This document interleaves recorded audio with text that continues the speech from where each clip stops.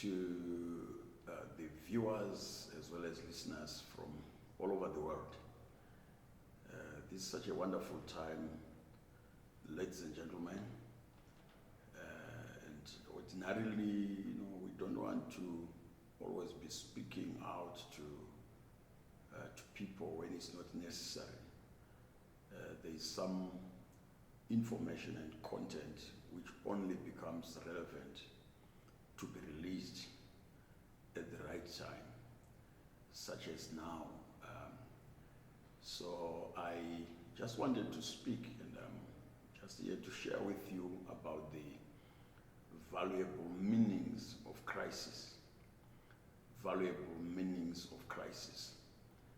We're living at a time when there is some crisis of worldwide proportions as well as significance.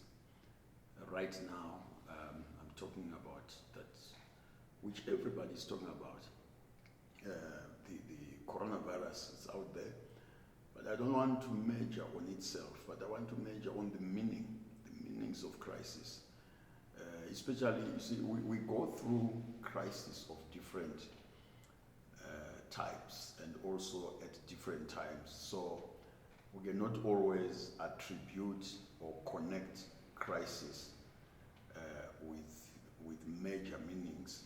But this particular time that we are living in, it will be very irresponsible for leaders of nations and leaders of movements, be they economic movements such as what we lead through World Economic Congress in the whole world, movements also in the world of faith, and we are looked up to by multitudes to provide guidance, and that guidance must be very well considered and very responsible. Because sometimes we see a lot of very careless utterances and postings that go out there, and it is very regrettable. But I want to major in on meanings of crisis. I want to address that issue in Isaiah 66, verses 8 up to 10. I'll just paraphrase it. It speaks about how nations are born, and it gives a very foundational underlying principle where it sums up saying, can a nation be born in one day? Who has had such a thing? And then it goes on to also say, can the time to give birth come and then God fail to make people to give birth? Then he also goes on to say, as soon as Zion travailed, she brought forth her children. So it's speaking about the context of the subject of the birthing of nations. The birthing of nations is not different from the birthing of children, the human offspring, and that principle is the same. The birthing of great things does not happen without major shifts and major birth pains and birth pangs. One of the things that we find when human beings are being born is that there is a place that is called the labor ward, and that place called the labor ward is really a place of isolation. It's like a place of quarantine, if you like it. One of the buzzwords that is going on all over the world right now is a measure for the curing or the prevention and the containment of COVID-19 notorious virus. The prescription that is generically being given to everybody is to say, isolate yourself when you just suspect that there is any symptoms of association between yourself and this virus and whatever. So there is that recommendation of self-isolation, and then when there is detection of the virus itself and confirmation of it, people are then really taken into clinical quarantine. Now, a pregnant woman whose time has come to give birth, they normally start by self-isolation. They isolate themselves. It's a time of great anticipation. It's also a time of great expectation, because during that time, something good can happen, but also something tragic can happen, depending on the caution and precautions that are exercised by the woman and by the people surrounding and handling that expectant woman. At the same time, the time of labor itself is really a quarantine period as well. So it speaks to me in terms of meanings and interpretations. It clearly speaks to me that worldwide right now, the massive numbers of people that are having to go into self-isolation, as well as numbers of people that are having to go into clinical quarantine. These things are not just earthly, physical, medical developments, but these are very serious spiritual meanings, telling us that on earth right now, even as this whole isolation and quarantine is happening all over the world, it speaks to me to say there is a worldwide release and birthing that is right now in the process of happening. The whole earth has been positioned and deployed into isolation, into quarantine, and also into lockdowns. So these lockdowns, yes, they are not something that citizens would choose to do. These are things that even governments make choices to do that, but with great pain and at great losses. However, those that eventually come out of that, they come out with great joy and great anticipation, beginning to rebuild and go forth. But that all put aside, we need to see that in the language of God, great things are being born, great movements, great reformations, great leaders even are now being born and released and announced to the world. And soon and very soon, in nations will be pouring in congratulations. Many nations will be receiving congratulations of new innovations born, new systems born, new methods and ways of doing things, and new cultures completely are being born. In another posting and in another presentation, I'm going to dedicate a whole presentation into the whole resetting that is happening of the world order. I'm going to be addressing that. Now, I remember in history, there are so many occurrences in history, but there are times when we cannot just ignore certain turning points, certain occasions and timelines in history. 1948, for example, there were quite a number of very significant wars that took place. For example, the Kashmir War in India, in 1948, a completely new generation and a completely new development was born and ushered into the world. It is 1948 that the legendary leader Mahatma Gandhi, was assassinated. India was in war during that time, and the territory of Kashmir was able to get into a realignment and a rebirthing. It took place right there. In the Middle East, the Israeli-Arab War took place, and very natural, supernatural outcomes really were born there. the State of Israel was born. The League of Nations worldwide was born, what we now call the United Nations. It wasn't structurally existing prior to 1948, but soon after that, period of the Second World War, 1948, nations came together in unity, and a new development was born of worldwide implications and application. Israel itself became a nation, and a regathering took place 1948. And very ordinary people like Ben-Gurion, who was the leader of the Jewish Agency, simply led the process of a few people, and those few people proclaimed Israel as a state.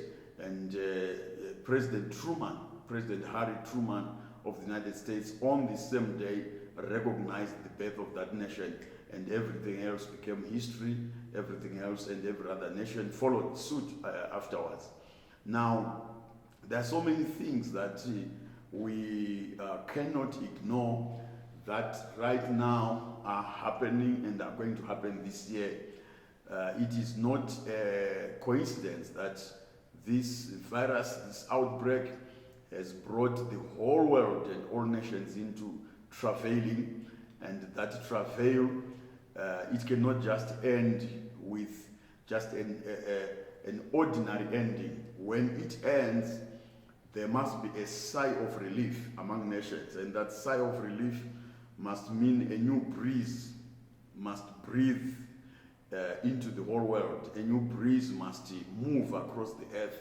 There are certain things that we were no longer supposed to be having in our cultures, on our television screens, in our media platforms, and in the way that we were living, and in our health systems.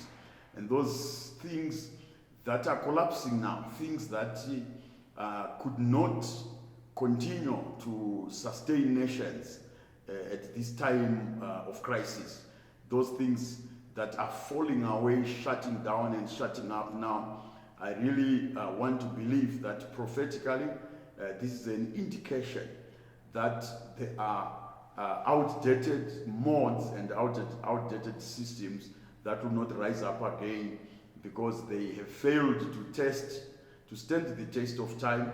They have also failed to sustain and to be resilient and to walk and take the people through crisis. So those systems and those structures, including policies, including leadership, some of them will just be relegated to the dustbin after this period, because it's a time of shift. The year 2020 was always looming with surprises and looming with very important pronouncements.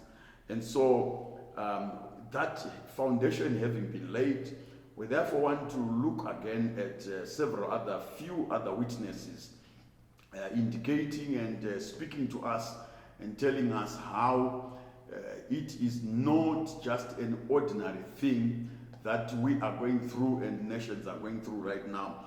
This must truly be speaking of major shifts and changes that are about to come into the earth. Because as soon as a whole nation and the whole world for this particular time has travailed, something new is born. Something completely new gets born.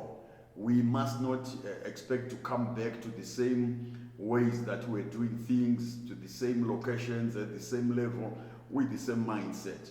So the times and places where you are in places of isolation, quarantine, lockdowns, these are really times when we must be pondering and we must be meditating and reflecting and also reforming and getting transformed by the renewal of our minds, so that we can now begin to assess and properly investigate to say, is this the way that I am going to continue living even after I have recovered from this situation? Our communities, our countries, do we want to continue going the same way that we were going before? we don't want. Now, there was a famine in the days that Joseph was in prison to start with, and the famine was coming, and it was a major crisis. And that crisis, as it was approaching, it was also demanding leadership. It was demanding the manifestation of leadership that could match that crisis. And so that was the famine which pulled Joseph, an innovator, an inventor, a very transformational leader, very futuristic kind of leader.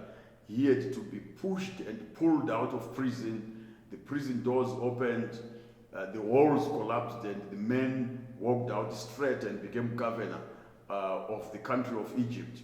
It was because of a crisis that was coming, and that crisis demanded leaders of his caliber and of his stature. It was crisis that then gave birth to that generation, for them to be able to have a leader that could now catch up and get the nation to move to the next level. It's very interesting, ladies and gentlemen, when the scriptures analyze that whole story. It actually says in Psalms 105, verse 16 and 17, it actually says, God called for a famine, and he broke the whole provision of grain, and he sent a man, Joseph, who was sold for a servant. What we know is that God allowed the famine to happen because God could have prevented it. Just like this coronavirus. There's so many theories about where it came from, how it came, and who brought it up. Theories left, right, and center. It's not our focus right now, but our focus is the meanings of crisis, because we must not go through this thing and then lose the meanings, and then we become blind. When we were supposed to be rising, we continue to slide, we continue to drown, we continue even to backslide. So Joseph, he was sent by God at a time when God had allowed a crisis to happen. And that crisis was able to announce, as it were, to the generation which was present at that time, to say to them, you have gone in circles for too long, you have gone around the same mountain for too long at this time. It's your time to step higher. I want to really believe that regardless of whatever advances and advancements that we may claim to have been making and scoring in different parts of the world, this coronavirus has proved that we are not advanced. We are not developed. We are really just going round and round. We have reached some kind of a ceiling. And for that ceiling to be broken, God allowed. I'm not saying God called for coronavirus, but I'm saying he is knowing everything, he is seeing everything, yet he allowed it, he permitted it, he left it happening, in order just to tell us, to say, you people, you are not as educated as you think you are not as clever, you are not as informed as you think you are. There is another level, there is another shift that must happen. And this is not just about one country, it's about the whole world. So this is a great meaning to us to say there is another kind of new impetus, new leap and new quantum leaps that are about to come into the world, including even the way that we have been doing church and the way that we've been doing economy and economics and our social issues. Everything is going to be redone and redrawn so that we can move forward. We are aware also even the time that great leaders like Moses were ushered into the world. It was following a time of major crisis, which was accompanied with slavery, very undignified treatment and mistreatment and ill treatment of other humans by other humans. It was back then in the ancient Egypt kingdom. So at that time, again, God then allowed new levels of leadership with higher principles and higher direction and trajectories to come into the place in order to take people forward. That's how Moses, the lawgiver, Moses, the prophet, and Moses, the deliverer, was able to come into position. And again, a new nation was born. Out of slaves, a new nation was born. So I want to really believe that some nations that are operating and just merely getting by like slaves right now, they are no longer going to be slave nations. They are no longer going to be stagnant and stupor kind of nations, naive kind of nations, going in circles in one place. This crisis must actually birth yourselves now into another level. And similarly, I then want to therefore say to us, this is not a time that we should only see negatives. Yes, it's painful. This coronavirus is as painful as labor pains. It's as painful as the time that women go into labor. Some go screaming, some screaming in the middle of the labor itself, and so forth and so on. But when all is done and said, if successfully done, everyone comes out rejoicing. So Alexander Chisango here from World Economic Congress. I'm speaking to you from Harare, Zimbabwe in Africa. I'm wishing you so much wellness and health and prosperity and abundance and victorious exit from this crisis. And the meanings of this crisis are there for us to harvest from them. And may you not miss the true meanings of this crisis. And may you not fail to grasp and to benefit and to maximize the true meanings of this crisis, and arise and shine and stand on a higher platform after this whole thing is over. In your lockdown, in your quarantine, in your self-isolation there, come out of perplexity, stress and distress, and begin to refocus and allow God to inspire you to the next level and for the next level, and become a citadel and a lighthouse for your next generation. God richly bless you. Thank you.